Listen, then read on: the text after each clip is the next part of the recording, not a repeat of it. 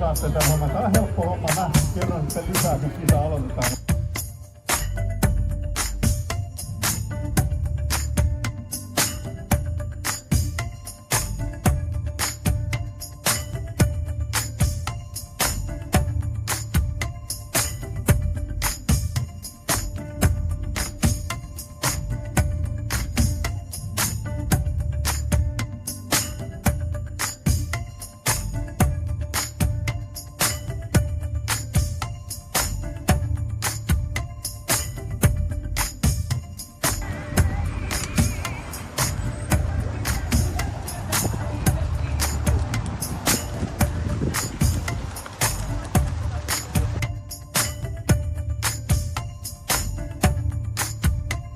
Kyllä 8-12 metriä sekunnissa.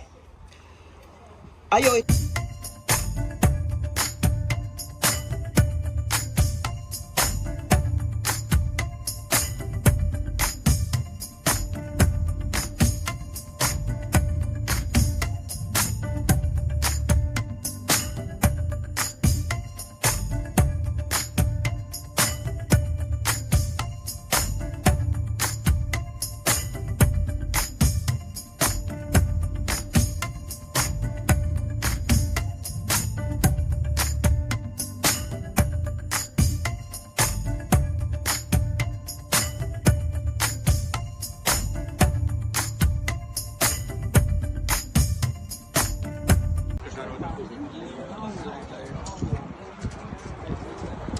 No joo, tässä on Lusin maamiesseuran esineistöä.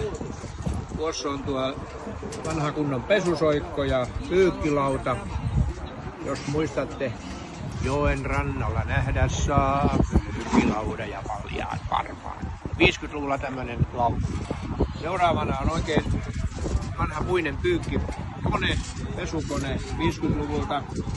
Ja tuo viimeinen homma on peittauslaite nykyään, tai se ei enää ole sitäkään, mutta se on vanha voikirnu, josta on tehty peittauslaite joskus 50-60-luvun vaihteessa.